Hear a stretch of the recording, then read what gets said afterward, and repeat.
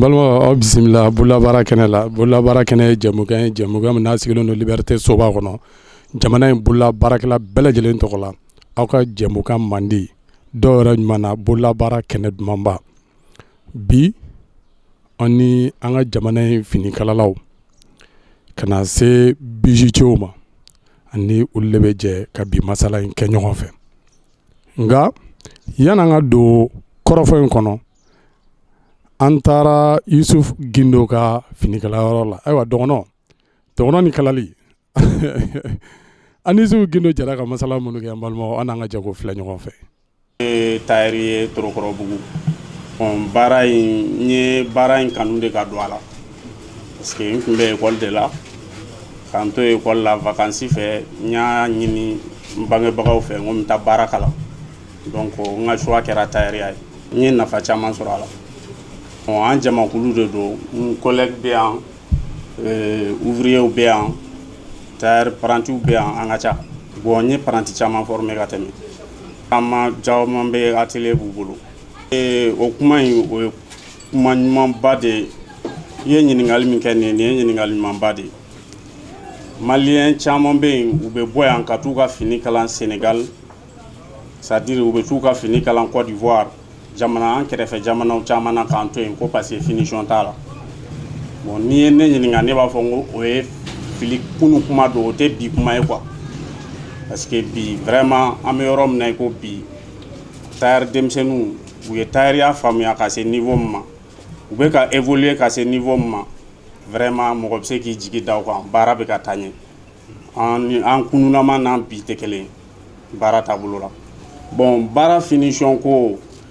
et fin bébé dépend formation na ni ɲininkali kɛ mena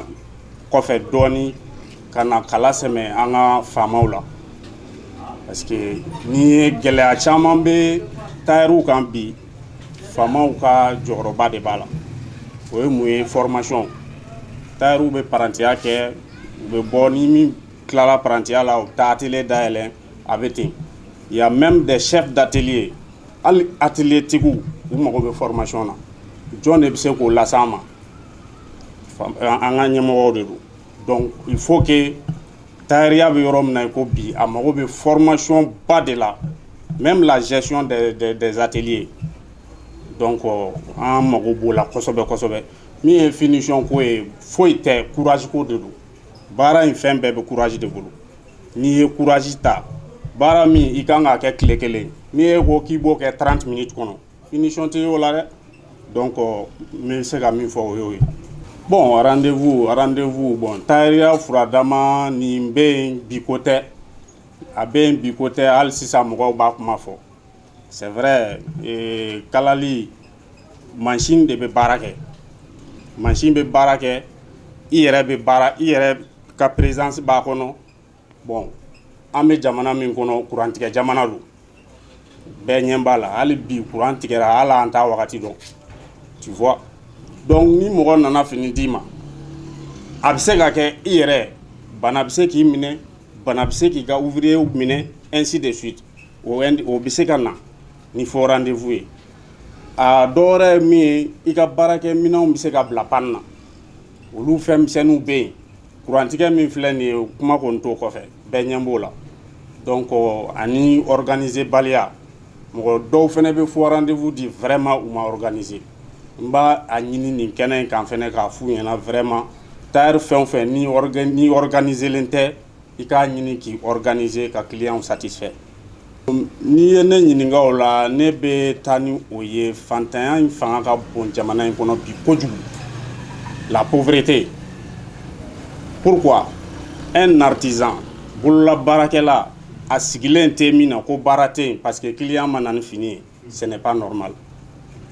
i ye bɔgɔla mun fɔ nin ye an ka bagifini fɛngɛ minnu filɛ nin ye ninnu bɛɛ bololabaarakɛla kan ka baara de kɛ ka fɛnw dilan à tout moment complet 1000 complet 2000 i b'a kalan k'a bila commerçant b'a san i bolo a bɛ taa feere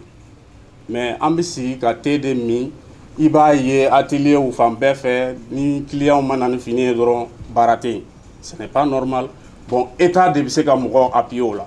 ni n'u ye mɔgɔw former k'u former ka ɲɛ ka tila ka c'est à dire u dɛmɛ u bɛ se ka baara kɛ an ka bɔgɔlanw u bɛ taa yɔrɔ la mɔgɔw ma sigi ni yɔrɔ min ouais bɔgɔlan c'est pour tous les tailleurs o ye tailleur bɛɛ de bolo vraiment tailleur bɛɛ bɛ ka i défend ka dɔɔni k'a la bon tailleur ka san sɔrɔ hali bi ne bɛ appuyer kuma kelen de kan toujours l'état et les artisans artisans ta ye min ye u ka courage ta ka baara kɛ fo rendez-vous kow ni fɛn ninnu vraiment an ka organiser olu ka dabila état ta ye min ye a ka an dɛmɛ n'i ye Mali population active lajɛ bi mɔgɔ minnu bɛ baara la a population minnu bɛ baara kɔnɔ n'i y'a jateminɛ bi bolola baarakɛla min b'a kɔnɔ mɔgɔ 100 sarada o mɔgɔ 100 sarada la an bɛ mɔgɔ 50 ta est-ce que i y'a faamu donc jamana fanba bolola baarakɛlaw don bon n'i ye bolola baarakɛlaw fana lajɛ tuguni tailleur ka ca ni bolola baarakɛla bɛɛ ye i b'a vérifier donc tailleur manamana ko tɛ baara fitinin tɛ baara bɛ baara sɛbɛ yɛrɛ min dɔn dɛ o de don tailleur o de fɛn bɛɛ bɛ sɔrɔ a kɔnɔ mais denmisɛnnin caman bɛ yen u jigi bɛ tigɛ dɔɔni parce que c'est à dire courage min b'a kɔnɔ ani sérieux min b'a kɔnɔ c'est pas facile donc c'est le courage bon état ta n b'o fɔ ka segin a kan état ka artisan dɛmɛ état ka artisan dɛmɛ état de bɛ chef d'atelier former parantiw formeleen k'u wariw di u bɛ taa perfectionner yɔrɔw la ka wari d'u ma k'u dɛmɛ u ka se ka baaraw kɛ ka fɛn u ka produits feere commerçants ma commerçants bɛ taa n'a ye diɲɛ ɲɛfɛ ka taa feere je crois que c'est simple an ka chambre c'est à dire problème ye min ye an ka baara in domaine mɔgɔ minnu ma kalan ka ca kɔnɔ kosɛbɛ n b'o fɛnɛ f'i ɲɛna mɔgɔ minnu ma kalan u ka ca kɔnɔ kosɛbɛ caman bɛ yen u t'a dɔn chambre yɛrɛ ye min ye u tɛ chambre yɛrɛ valeur u t'a dɔn chambre bɛ min yɛrɛ kama maintenant sisan chambre de kan ka jigin ka ɲɛfɔli kɛ tailleur ye fan bɛɛ fɛ wa tailleur fɛnɛ kan ka ɲini ka chambre dɔn chambre valeur ye min ye a bɛ se k'u dɛmɛ ni min ye i bɛ tailleur pour que ka tailleur yɛrɛ sama ka don association kɔnɔ c'est un problème est-ce que i y'a faamu donc n bɛ welewelema da nin kɛnɛ in kan k'a fɔ vraiment tous les tailleurs mana kɛ yɔrɔ o yɔrɔ n'a fɔra an ka fara ɲɔgɔn kan bɛɛ ka bɔ an k'an fanga kɛ kelen ye k'an ka laɲiniw k'an ka ɲinifɛnw ɲini mɔgɔ kelen tɛ se ka foyi ɲini k'a sɔrɔ. ayiwa an balima hakili la a ye faamuyali caman sɔrɔ dɔgɔnɔkɛ ka nin kɔrɔfɔw la nin b'a jira k'a fɔ jamana in bololabaara a jɔyɔrɔ a ka bon kosɛbɛ jamana in jɔliko la sabula tailleur n'i y'a ta k'a lajɛ bi bololabaara sira fɛ bololabaara qualité hakɛ minnu bɛ Mali in kɔnɔ yan an ka jamana in kɔnɔ yan i b'a ye k'a fɔ tailleur ka ca ni a caman ye nka o n'a taalan bɛɛ o fana n'u ka degun bɛ ɲɔgɔn na ayiwa degun dakan degun tɛ fɛɛrɛ b'a la tailleur u ka baara kɔnɔ bi n'i y'a ta k'a lajɛ kunun an balimamuso caman bɛ yen n'u tun y'u ka labɛnw sabati ka fini ɲumanw kala i b'a ye k'a fɔ a caman b'a fɔ k'u tun y'a kala ka bɔ ni jamana masina ni jamana masinaw la ni dun tun y'a lajɛ kunun ni finikala ko tun fɔra an ka jamana in de kun tɔgɔ bɛ fɔ ni finikalaw la o tun kɛra fɛn ye mun tun bɔsira jamana in na nka bi alhamdulilayi tailleur jɔyɔrɔ a yera kosɛbɛ baara in cadre kɔnɔ tailleur jɔyɔrɔ yera kosɛbɛ an balimamusow ka parili la tailleur jɔyɔrɔ yera kosɛbɛ jamana in kumabɔli ko la Mali kɔnɔ ani Mali kɔfɛ sabula n'i y'a ta k'a lajɛ bololabaara sira fɛ n'i ye jamana in défilew lajɛ Mali kɔ kan ani diɲɛ kɔ kan défilé minnu n'a kɛra i b'a ye k'a fɔ jamana in tailleur caman bɛ yen u ye jɔnjɔn caman ta nka a ka kan jamana in a bɛ jɔnjɔn talaw minnu récompenser i b'a fɔ balontannaw o n'a ɲɔgɔnna caman waati sera waati min jamana k'i kɔfilɛ an ka bololabaarakɛlaw fana la minnu bɛ taa ka taa jɔnjɔnw ta kɔfɛ ka don i b'a fɔ tailleur caman n'a nana cogoya minnu na a kan ka o fana ka récompense sɔrɔ o cadre kɔnɔ o siratigɛ kɔnɔ n'i y'a ta k'a lajɛ atelier sow kɔnɔ paranti hakɛ minnu b'u bolo u ka atelier kɔnɔ a ka ca Ala fɛ n'i ye tailleur fana ka jɔyɔrɔ jate minɛ chômage kɛlɛli la jamana in kɔnɔ i b'a ye k'a fɔ u ka ca ni corps de métier caman ye o kɔnɔ sabula n'i ye Mali quartier ta k'a lajɛ carré kɔnɔnaw ta k'a lajɛ i b'a ye k'a fɔ tailleur ka ca kosɛbɛ o quartier kɔnɔ o don u ka baara a ka bon kosɛbɛ sabula n'i ye tailleur ta k'a lajɛ i b'a ye k'a fɔ an bɛ n'u tɛgɛ kɔnɔ an bɛ t'u tɛgɛ kɔnɔ donc tailleur an b'a fɔ aw ye ani ce aw ka baara ɲuman na o siratigɛ kɔnɔ n'i y'a mɛn ko fini parili an balimamusow ka o parili ko i b'a ye k'a fɔ sanufalaw nɛgɛfalaw i b'a ye k'a fɔ u jɔyɔrɔ ka bon kosɛbɛ u ka o baaraw la o siratigɛ kɔnɔ an taara Sidiki Buware fɛ yen Sidiki Buware sanufalaba don an ni Sidiki jara ka masala minnu kɛ n balimaw an n'an ka jɛ k'o filɛ ɲɔgɔn fɛ. Baara in y'a sɔrɔ n terikɛ de fɛ Ablaye Masina ale de kɛra sababu ye ka ne di Seydou Sisoko ma n'an b'a wele ko Balaka Seydou artisanat ne ye baara in kalan ale de fɛ bon Dieu merci alhamdulilayi n sera ka dugukolo sɔrɔ n yɛrɛ ye ka jɔ n yɛrɛ ye bon n bɛ se ka min kɔni fɔ o la toujours o ye gɛlɛya ka baara de ye parce que anw bɛ don baara ninnu kɔnɔ an bɛ don parce que se t'an somɔgɔw ye ni se b'i somɔgɔw olu b'a matériel san ka d'i ma bon olu bɛ se k'i garanti baara in yɛrɛ caman kɔnɔna na donc i bɛ se ka essayer k'a fɔ k'i bɛ nafa sɔrɔ baara in na bon ni seba tɛ e ye i yɛrɛ bɛ siran k'i bolo don sanu ninnu kɔrɔ quoi parce que ni fɛn tununna e de b'a sara donc i bɛ siran a ɲɛdɔn bɛ bijoux la yɛrɛ yɛrɛ de bijoux la ɲɛdɔn b'o la très bien mais sentanya de bɛ yen quoi bon an b'a san ka bɔ kɔfɛ de parce que u bɛ bɔ n dɔ ye Nigéria u bɛ bɔ n dɔ ye Faransi ɲɔ gali de bɛ bɔ yen warijɛ gali u bɛ bɔ Nigéria u bɛ bɔ n'a ye fana Faransi non an t'a sɔrɔ nɔgɔya la ka baara kɛ n'a ye dɛ a fan fan sanu fan si tɛ nɔgɔya ye sanu fan bɛ wari de ko fɔ wari caman yɛrɛ de parce que a gramme kelen dusuti kara gramme kelen 3,200 non an t'a sɔrɔ nɔgɔya la dɛ bon fo jamana de k'i jɔ i jɔyɔrɔ la n'i y'a mɛn ko jamana kɔnɔden fo jamana de k'i jɔ i jɔyɔrɔ la ka bureau dɔ sigi komi Burukina b'a kɛ cogo min na ka bureau dɔ sigi n'i mago b'a la dɔɔni donc i bɛ gramme 10 ou gramme 20 u bɛ feere i ma i ka carte bɛ taga i bɛ fɛsɛfɛsɛ donc n'a sɔrɔla i kana sanko 2 ni 3 i t'o kɛ kelen e fana ye jamana kɔnɔden i b'i ka hɔrɔnya jateminɛ olu kɔni ta bɛ ten mais k'a kɛ n b'a di karisa ma ka taa san an bɛ taa san o t'olu fɛ yen n'an fana ka mɔgɔw sera k'o hakilina kɛ ka bureau sigi k'a ye k'a fɔ e ye faso kɔnɔden de i ka kan ka dɔɔni sɔrɔ nin fana ka dɔɔni sɔrɔ a bɛ d'i ma nɔgɔya la o kɔni o bɛ se ka kɛ o kɔni an ka laɲini ye jamana kɔnɔden bɛ jamana kɔnɔden bɛɛ ni jamana kɔnɔden bɛ mago bɛ sanu na parce que sanu ye fɛn ye ale de tun bɛ yen ale tun bɛ mɔgɔnfin ka adamadenya garanti ka sɔrɔ dugukolo ma bila valeur la nin cogo la tan ale tun bɛ adamadenya garanti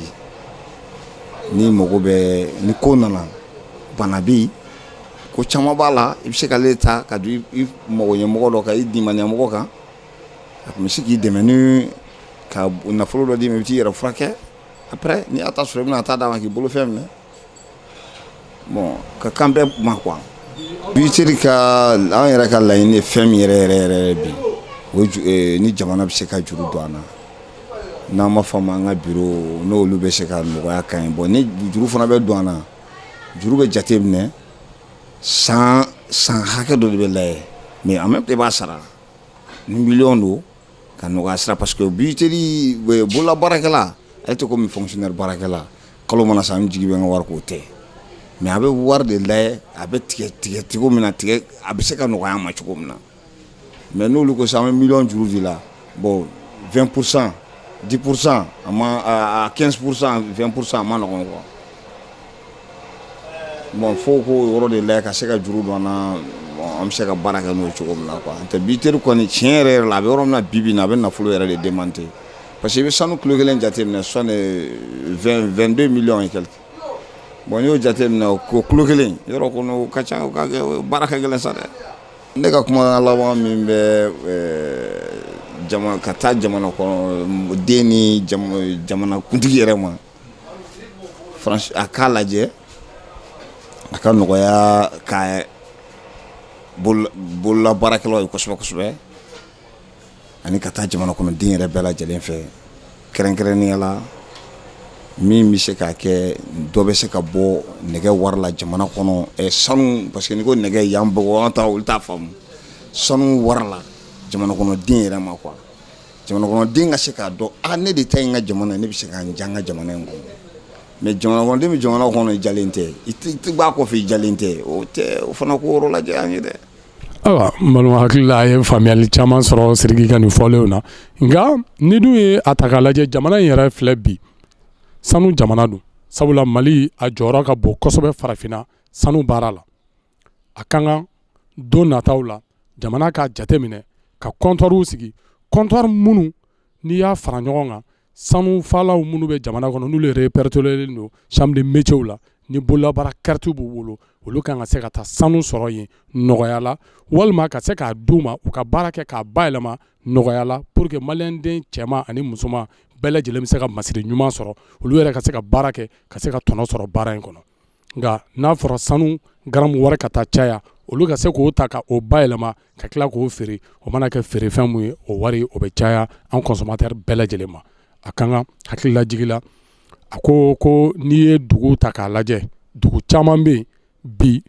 i b'a sɔrɔ olu ka sanu falaw u ni jamana o tɛgɛ de bɛ ɲɔgɔn tɛgɛ nɛgɛ mun n'a bɛ bɔ u ka jamana kɔnɔ hakɛ dɔ bɛ yen o labilalen don u ka jamanadenw ye kɛrɛnkɛrɛnnenya la jamanaden minnu ka baara n'a ɲɛsinnen don o nɛgɛw baarali ma an ka sanu falaw o mago bɛ o la kosɛbɛ donc siratigɛ kɔnɔ n balimaw an b'o de fɔ aw ye bololabaara du ye du belebele a kelen-kelenna a bɛɛ jɔyɔrɔ ka bon an ka adamadenya taabolo la a kelen-kelenna a bɛɛ jɔyɔrɔ ka bon an ka jamana jɔli la sanufalaw ye o dɔ ye o siratigɛ kɔnɔ n balimaw an b'o de fɔ aw ye k'a fɔ n'i ye masiri fɔ i ma kuma sanu kan i ma kuma warijɛ kan i ma kuma bijoutew ka baara kan n dalen b'a la an balimamuso caman bɛ so nin waati in na o na kɛ fɛn ye mun tɛna bɛn olu ma o de y'a to an b'a yira u la k'a fɔ bololabaarakɛlaw k'a daminɛ kun dilanni na fo ka taa se sabara donni na parili kun a n'a a sen a bɛɛ ye bololabaarakɛlaw ka baara ye o de la an b'a fɔ bololabaarakɛlaw k'u ni ce u ka baara ɲuman na o siratigɛ kɔnɔ an taara Daramani Bagayogo ka yɔrɔ la Daramani Bagayogo tailleur waraba don Daramani mun maa ti a kofɔ maa ye bilen an ni Dara jɛra ka masala minnu kɛ n balimaw an n'an ka jɛ k'o filɛ ɲɔgɔn fɛ. Tailleur ne ka atelier tɔgɔ ye Baga confection bon tailleur ne ye tailleur kanu sinon ma sɔrɔ an ka du kɔnɔ mais n y'a kanu yɛrɛ de k'a kɛ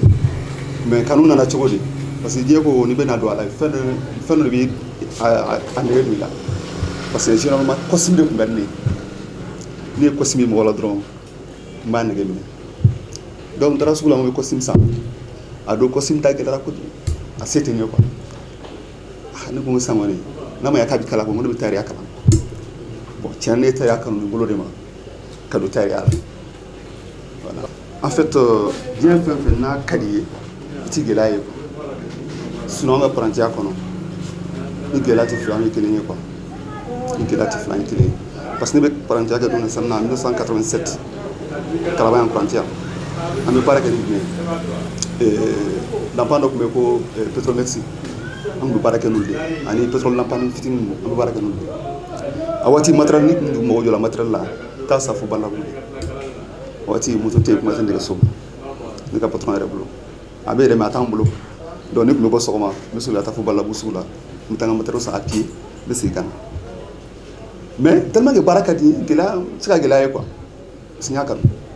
alhamdulilayi ne fɛn bɛɛ bɛ taa yɛrɛ kɔnɔ bi n ye muso furu a la denw bɛ n bolo a la bolifɛn bɛ n bolo a la alhamdulilayi denw fana bɛ ka kalan ko bɛɛ bɛ ka ɲɛnabɔ tailleur de kɔnɔ bi tailleur yɛrɛ gundo fɔlɔ-fɔlɔ min bɛ tailleur la o ye sutura de parce que i bɛ maaw de sutura tailleur gundo fɔlɔ-fɔlɔ ye maa min n'i sera ka maaw sutura ka ca Ala fɛ o fana bɛ sutura o ni gundo bɛ tailleur la o ye mɔgɔw suturalen b'a kɔnɔ o de ye gundo fɔlɔ-fɔlɔ bon a gundo filanan yɛrɛ ye jumɛn ye i ka nafa min b'a kɔnɔ parce que diɲɛ yɛrɛ kɔnɔ ni ne yɛrɛ ɲininka ne bɛ sɔn ko tɔnɔ bɛ est-ce que tɔnɔ bɛ baara la ka tɛmɛ kalali kan ni ne yɛrɛ ɲininka ni gundo b'a kɔnɔ o ye sɔrɔ min b'a kɔnɔ ye parce que sɔrɔ yɛrɛ de ka ɲi o bɛ daminɛ yɔrɔ fɔlɔ min na yɔrɔ ne ye kuma dɔ fɔ sisan ko an ka parantiya kɔnɔ an ye gɛlɛya dɔ sɔrɔ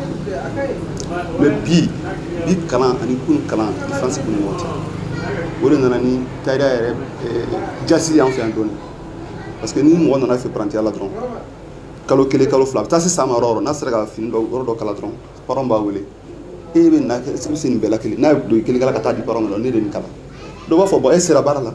donc machine da ka nɔgɔn bi u bɛ machine dɔ san ka d'a ma parce que moyen dɔ b'u bolo peut-être ka t'u la u bɛ se ka magasin kelen d'a ma a bɛ taa atelier dayɛlɛ k'a sɔrɔ formation min n'ale mago b'o la yɛrɛ yɛrɛ yɛrɛ a m'o sɔrɔ o de ye taïda tiɲɛ o de b'a to an ka jamana bɛ ka kɛ sugu ye bi ka sababu kɛ kalan dɔgɔya ye voilà oui ne bolo hakilina kelen pe min bɛ o ko kɔnɔ dɔrɔn pour ka se ka bali olu bɛ ka kalansen minnu sɔrɔ n'a fɔ ma ko formation professionnelle il faut an ka jamana marabagaw ka hakili to bolola baarakɛlaw o sira in de fɛ en tant que o ma kɛ an ka jamana bɛ kɛ sugu ye o diyagoya ye e bɛ ka fini kala a tɛ ka ɲɛ jamana wɛrɛ maa min nana ni jamana ma ɲɛ ko diɲɛ sɔgɔlen don ka bila ɲɔgɔn na n'o ta bɛ ka ɲɛ an bɛ taa o de nɔfɛ o mais n'a y'a sɔrɔ aw minnu bɛ fana bɛ ka kɛ aw y'a kalan kɛ komi dɔnniya mun b'o la o dɔnniya kelen bɛ aw yɛrɛ la hakili la a ka ca Ala fɛ an ka jamana tɛ kɛ sugu ye donc diyagoya an b'an wasa don an yɛrɛ ka bolola baarakɛ minɛnw na an ka fini kalalaw la mais n'anw tɛ se n'o ye a bɛ kɛ sugu ye diyagoya ye bi an bɛ ka kuma finisi yɛrɛ kan ni finisi dɔrɔn ta finisi ka sɔrɔ adamaden bɛ se ka balo finisi dɔrɔn na fo ka t'i sa ka sɔrɔ i ma mɔgɔ fili foyi la mais atelier kɔnɔ bi mun nana a ko yɛrɛ bɛ ɲagami fini bɛ brodé veste bɛ kala chemise bɛ kala muso fini bɛ kala robe bɛ kala ka anw ta atelier kelen kɔnɔ k'e b'a bɛɛ kɛ dɔw de y'an ka baara yɛrɛ filɛ ɲagami an bolo parce que mɔgɔ kelen tɛ se k'a bɛɛ kɛ dɛ ne fɛ yan muso fini tɛ don yan an ka baara uniquement chemise pantalon et costume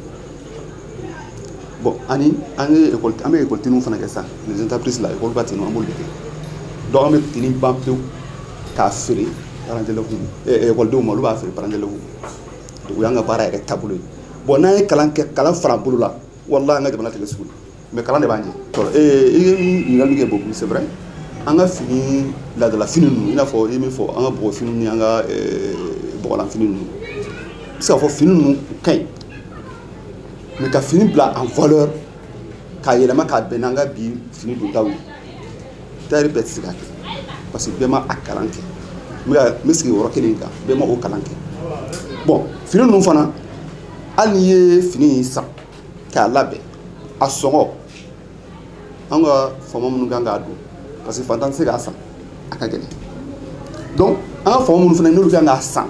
ka fini bila sugu la a ka se ka lakodɔn jamanadenw yɛrɛ fɛ olu yɛrɛ mago tɛ ka fini ninnu don donc o gɛlɛya fana bɛ anw kan o de kama a bi don min na komi bi o baara in kalanni nege tɛ maa si la parce que n'i y'a kalan fo n'i yɛrɛ y'a kalan ka don i yɛrɛ la sinon maa tɛna sɔrɔ mun b'a san i bolo a fini yɛrɛ gɛlɛya kama donc ɲɛmɔgɔ mun kan k'an ka kɔɔriw don ba la ka a bayɛlɛma k'an dɛmɛ a baaraw la pour olu ka se k'a dun n'olu yɛrɛ b'a dun sisan k'a k'olu kanufɛn ye a ka ca Ala fɛ jamana bɛ taa ɲɛfɛ o n'an bɛ bɔ an yɛrɛ ka sɛnɛkɛfɛnw na olu ka valoriser ka valeur don a la ka bɛn an yɛrɛ ka duntaw ye jamana bɛ taa ɲɛ sinon fɔlɔ mun de tun bɛ don Mali kɔnɔ danfini bɔgɔlanfini bɛ yen bɔgɔfini olu dɔrɔn de tun bɛ don Mali kɔnɔ mais tubabufini nalen an y'olu filɛ k'olu to yen k'an mɔgɔ bɔ olu la ka taa an wasa don fɛn wɛrɛ la an ka gɛlɛya filɛ mais ɲɛmɔgɔw sen b'a la dɛ f'olu ka sigi kɔfɛ n'olu sigila kɔfɛ jamanaden ɲɛ bɛ olu de la bamananw ko kami b'a ɲɛmɔgɔ tɔ ne filɛ n'olu ye sira ɲuman ta dɔrɔn an bɛ baara ɲuman kɛ ka tugu nɔfɛ donc jamanadenw bɛ tugu nɔfɛ mais olu yɛrɛ t'a fɛ ka fini ninnu don an ka président bɛ bɔ bi u lajɛ ka fini min b'o la ni bazin tɛ an ka ɲaga finiba ninnu olu tun ye faama finiw ye fɔlɔ mais ɲaga bɛ don bi yan i bɛ sisan kɛ ka yaliti ɲaga ye ɲaga guliba i t'a ye mɔgɔ si la fo an ka cɛkɔrɔba kɔrɔkɔrɔ minnu bɛ yen i b'a sɔrɔ a bilalen b'olu vasi kɔnɔ ni kungoba don u t'a dɔn bon anw ko an ka fɛ ka taa ɲɛ ou ka kun tɔw la an bɛ kun tɔw la cogo di min bɛ e yɛrɛ bolo e ma se ka o matarafa e ma se ka fanga don o la jɔn bɛna jaba fɛ o mɔgɔ tɛ yen donc an bɛ welewelema de ka ɲɛsin ɲɛmɔgɔw de ma olu k'u hakili to yɔrɔ in na n'o ɲɛna diyagoya n'olu b'a don anw bɛ baara in kalan o ye wajibi de ye an b'a kalan ka don ba la pour que jamana ka taa ɲɛ parce que ne ka laɲini ye min ye y'o de fɔ sisan ni école bilara bi vacances ka bila bi walahi an ka télé kɔnɔ la an bɛɛ b'an yɛrɛ ɲini denmisɛnninw bɛ bɔ école la dɔrɔn u bɛ sin an ka télé kɔnɔ la u bɛna baaraw de kalan parce que a t'u kun na ko sini ko n'olu tila école in kalanni na ko baara wɛrɛ bɛ olu ɲɛ quoi wari baara tɛ yen donc u bɛna bolola baara in de kalan o bɛ kɛ yɔrɔ jumɛn o bɛ kɛ anw de fɛ yen bon o bɛ ka kɛ anw minnu fɛ yen degun sugu bɛ anw ta ye anw b'an ka machine ta cogo min na an b'a dɔn dɛ u b'an ka machine tiɲɛ u bɛ fɛn bɛɛ kɛ mais anw bɛ tila k'olu dilan somɔgɔw tɛ dɔrɔmɛ kelen di anw ma mais a pourtant an b'u ladon bi mɔgɔ dama min bɛ yen bi n'o bɛ k'a ka denbaya balo anw ka kalan kɔfɛ o ka ca dɛ u dɛsɛra école la parce que ni min dɛsɛra kalan na dɔrɔn a ye taa di tayɛrikɛ ma a ye taa di mécanicien ma mais anw de ye bolo kɔfɛ fɛn ye anw de bɛ ka mɔgɔw dɛmɛ k'u ka ɲɛnamaya dilan Braham min sigilen filɛ Braham Togo c'est un étudiant de don ma tila kalan na fɔlɔ dɛ mais bi a bɛ ka balo tayɛriya la o ye misali belebele n bɛ min di mɔgɔw ma parce que baara n'i y'a kalan i bɛ nafa de sɔrɔ a la donc maintenant an bɛ ka o denmisɛnninw kalan an bɛ ka tɔɔrɔ nafa foyi t'an ye parce que bi Mali i bɛ Mali mɔgɔ kalan Mali la bi fu de dɔrɔmɛ kelen tɛ d'i ma dɛ or que jamana tɔw la an b'a ye k'a fɔ apprentissage bilalen don sen kan i b'a daminɛ niveau 1 2 3 a bɛ yɔrɔ jumɛn na a bɛ centre dɔw la o centre dɔw fana o bɛ ka kɛ anw de fana kɔ kan parce que formation duale pratique bɛ bɔ anw de fɛ yan i bɛ taa tile 2 dɔrɔn de kɛ centre la a tɔ dɔgɔkun tɔw bɛ kɛ anw ka atelier de kɔnɔ mais centre bɛ min sɔrɔ dɔrɔmɛ kelen tɛ di anw ma centre b'a wari bɛɛ bénéfice o ye kelen ye min weleweleba da kelen wɛrɛ fana kɛ o ye ka ɲɛsin jamana marabagaw ma o ye jumɛn an b'a jateminɛ ko n'i ye san 18 sɔrɔ denmisɛnnin a ka gɛlɛn ka orienté n'i ye DEF sɔrɔ ka orientation ka gɛlɛn anw n'u sigilen bɛ anw ta ninnu ye entreprise de ye a belebelebaw hali n'a ka dɔgɔ mais entreprise de don ni mɔgɔ donn'o la donc n'olu ma orienté olu bɛ bila min olu bɛ to ten wa jamanadenw tɛ yan mais u tɛ bila ten u bɛ segin ka na anw de fɛ yen école professionnelle la ne somɔgɔ tɛ se k'a sara gouvernement ni mɔgɔ t'a la bilen ni gouvernement ye olu ba don olu la ka olu ta ka na o di anw ma an ka teliw kɔnɔ hali san kɔnɔ n'anw bɛ 20,000 de sɔrɔ peut-être anw ka sari dɔw la a t'a to sini nin b'a ka denbaya ta wa bon hakili ka to nin n'a ɲɔgɔnnaw de la mais nin de bɛ jamana in ci o de kama bolola baarakɛla fɛn ka kɛ bolokɔfɛ fɛn ye mɔgɔw fɛ k'a sɔrɔ nafa de bɛ jamana in kɔnɔ nafa min bɛ bolola baara la jamana in kɔnɔ a tɛ foyi la n'i y'a ye hali bi an bɛ crise ka jamana in bɔra an bɛ gɛlɛya min kɔnɔ k'a suma ka se bi ma an bolola baarakɛlaw nɔ b'a la dɛ san an bɛ jɔda min na n'a yelen don jɔda fitinin tɛ dɛ fo hakili ka to anw de la parce que jamana in siniɲɛsigi n'i y'a mɛn industrie a bɔra bolola baara de la fo jamana marabagaw k'o yɔrɔ de faamuya mais anw kɛlen don bolokɔfɛ fɛn ye n'olu kɛra dɔrɔn jamana bɛ ɲagami parce que anw de bɛ ka denmisɛnninw bɔ chômage la wa emploi créé bi anw ni ɲɔgɔn si t'a la chambre de métier ni da ser'o ma o diyara n ye chambre de métier ye fɛn ye a nalen don ka bolola baarakɛlaw de labɛn u sigiyɔrɔw la ka daminɛ u ka apprentissage kɔnɔ normalement fo ka taa bila i ka atelier dayɛlɛli la chambre de métier ɲɛmɔgɔ y'a fɔ an ye ko n'i ka atelier dayɛlɛ kalo 3 i kan ka t'i tɔgɔ sɛbɛn chambre de métier ale donni ye diyagoya ye association kɔni n'a ka di mais chambre ta ye diyagoya ye mais bi dati fana na anw ye jate dɔ fana minɛ chambre de métier matarafala tɛ bolola baarakɛlaw fɛ parce que laɲini dɔw bɛ yen ni carte t'i bolo dɔrɔn a bɛ jate e tɛ chambre e tɛ bolola baarakɛla yɛrɛ Mali kɔnɔ mais anw tɛ wuli ka taa t'an yɛrɛ bon chambre ka baara gɛlɛyalen don a bolo k'a sababu kɛ an bolola baarakɛlaw yɛrɛ ka bɔbaliya ye parce que jamana fanga bɛ siran fɛn damadɔ ɲɛ jamatigi waritigi n'i ka wari dan donna don o don i bɛ bila mɔgɔ tɛ jamatigi ye jama dan don dɛ o de kama ni chambre de commerce kuma na kuluba bɛ yɛrɛ parce que mɔgɔw b'u kɔ mais anw bolola baarakɛla ni chambre de métier ɲɛmɔgɔw kuma na u tɛ kala don ɲinɛ ka bɛn n'a ye parce que ni répertoire ta k'a lajɛ i b'a ye k'a fɔ ko mɔgɔ caman ma répertorié n'olu kɛra dɔrɔn chambre ɲɛmɔgɔw ka fanga bɛ dɔgɔya fo bolola baarakɛla k'o yɔrɔ de faamu sinon u bɛ jɔda ba la dɛ parce que an ye formation caman kɛ chambre de métier jɔdaba b'a la tiɲɛ yɛrɛ la kuma minnu bɛ ka fɔ n'i y'a jateminɛ tiɲɛ don parce que ne taara carte ta ka san yɛlɛma e ma wele ka formation ɲɛfɔ i ye i ma bila foyi la a ka gɛlɛn donc a bɛ mɔgɔw fari faga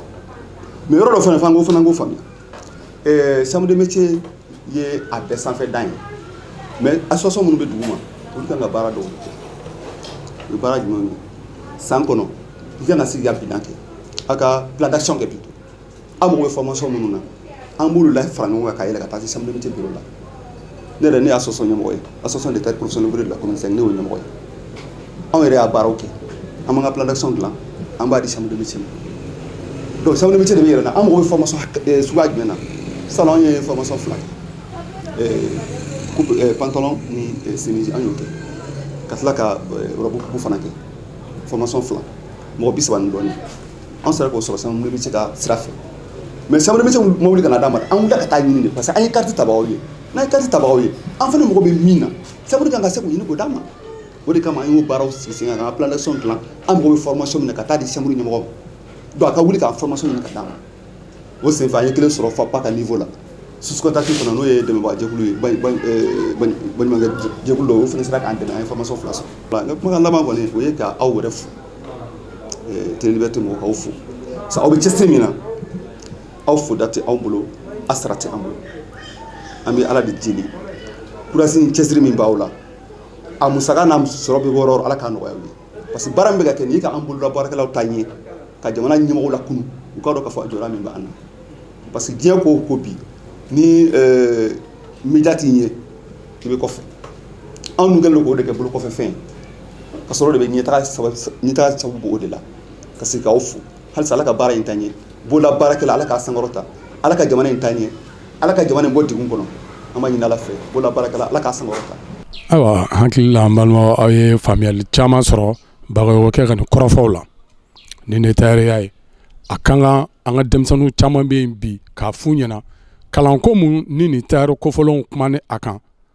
kalanko mun ni nin patronbaw kumana a kan n'o ye nin taari warabaw ye k'a fɔ denmisɛnninw k'a to u ka former kosɛbɛ k'a fɔ parantiw ye u ka jɛn ni formation ye k'a fɔ parantiw ye k'a fɔ formation o de bɛna ni finition kɛlɛli ye ka bɔ u ka baara kɔnɔ sabula n'i y'a lajɛ kunun kuma caman tun bɛ fɔ Mali finition ko ka taariw ka côté la k'a fɔ ko finition t'u la finition t'u la Daraka nin kɔrɔfɔw kɔnɔ a y'a yira n na k'a fɔ bolo mun ni a ma kalan kɛ fɔ ka taa mɔ a ka ca Ala fɛ kalanbaliya yɔrɔ de bɛna ni a ka finition baliya ye o ye kuma mun ni a kan ka fɔ an ka degedenw ye a filanan fana ye mun ye n'i y'a ta k'a lajɛ a ko jamana tailleur minnu ko u b'a bɛɛ kɛ n b'a bɛɛ kɛ a ka ca Ala fɛ o de bɛna ni gɛlɛya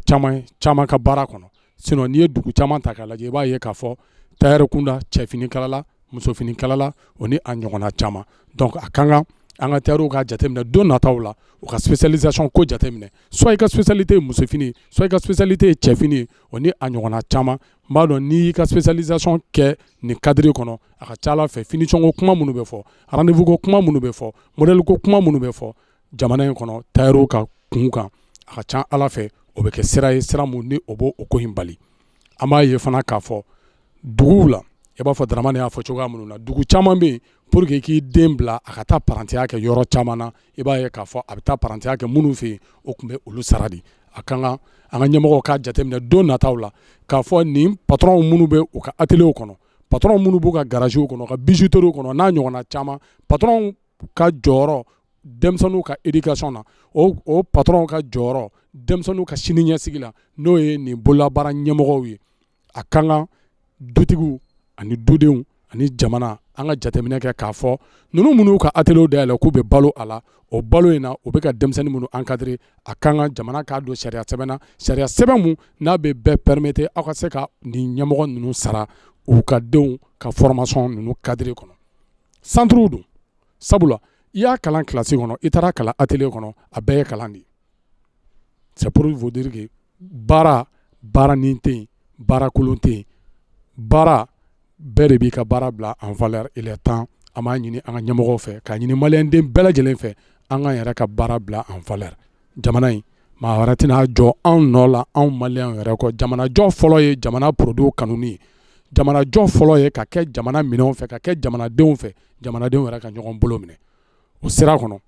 n'i y'a ta k'a lajɛ an y'o de fɔ jamana in kunun a b'a ka yɛlɛma hɔrɔnya ta don min ka na se bi ma o kunun jamana kun y'a jigi da jamanaden kelen-kelenna bɛɛ lajɛlen kan nka jamana yɛrɛ kun sinsinlen don bololabaara de kan jamana sɔrɔ kun sinsinlen don bololabaara de kan nin b'a yira k'a fɔ bololabaara n'a donna ba la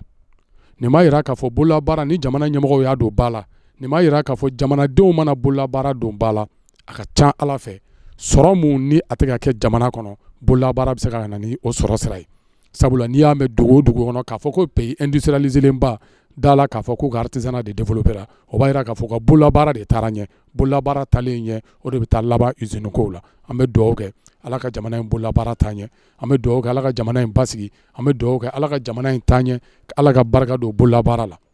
k'a fɔ bololabaarakɛlaw ye k'u ka ɲɔgɔn minɛ u ka ɲɔgɔn minɛ u k'u ɲɛsin u ka baara ma ni tilennenya u k'u ɲɛsin u ka baara ma sariya kɔnɔ u ka hakɛw kɔnɔ baara mun a ka kɛ tɔgɔ duman bɛ se ka sɔrɔ baara mun na u kana girin mɔgɔw ka wariw nɔfɛ baara kadiri kɔnɔ wari mun n'a bɛ na ni rendez-vous ko ale ni gɛlɛya ye u n'u ka clients ni ɲɔgɔn cɛ a kan kan an bɛ don minɛ ko bi sugu a dayɛlɛla sabula Mali fana donna nouveau code de l'UEMOA la artisanat cadre kɔnɔ o b'a yira k'a fɔ bolola baarakɛla mun sigilen mana kɛ UEMOA jamana fɛn o fɛn kɔnɔ o bɛ se ka na baara kɛ anw fɛ yen yan k'a sɔrɔ gɛlɛya tɛ a la nka n'o o dun kɛra i b'a ye k'a fɔ o caman bɛ yen olu n'u ka minɛnw a n'u ka se de bɛna jamana in kɔnɔ k'u bɛna ka na baara kɛ e ko n'an ka bolola baarakɛlaw ma o cɛsiri u ka formation ma e ko n'an ka bolola baarakɛlaw m'u cɛsiri ɲɔgɔn minɛ ma e ko n'an ka bolola baarakɛlaw m'u ɲɛmada diɲɛ bɛ ka taa bolo kura mun kan don nataw la nin dunan minnu bɛ nale ka na sugu in baara kɛ anw fɛ yen yan n'o ye bolola baara kɛlen ye anw fɛ yen yan e ko don nataw la a tɛna kɛ gɛlɛya ye e ko don nataw la an ka bolola baarakɛla in bɛɛ tɛna sigi so sabula minnu bɛ na u n'a donko ni a nafolo de bɛ nale o b'a yira bolola baarakɛlaw la k'a fɔ ɲɔgɔn minɛ ani kalan o jɔyɔrɔba bɛ sini ma sinikɛnɛ ma u ka baara in taabolo la nin kɔdiko in kibaruya kɔnɔ mɔgɔ min ni e ye bolola baarakɛla ye i sigilen mana kɛ jamana in yɔrɔ o yɔrɔ la i bɛ se ka an lasɔrɔ 66 16 00 17 walima 76 89 05 05 walima an bɛ se ka masala in tɔ laban Facebook sanfɛ bololabaara kɛnɛ a bɛ Facebook sanfɛ o siratigɛ kɔnɔ an b'a fɔ bolola baarakɛlaw ye k'u ka ɲɔgɔn minɛ ni o nisɔndiya ye u ka baara in kɛ ni kanu ye u ka baara in kɛ ni dusu ye u k'a kɛ ni jamanajɔ ye o siratigɛ kɔnɔ an bɛ dugawu kɛ ko ala ka barika don bololabaara la aw k'an bɛn waati wɛrɛ.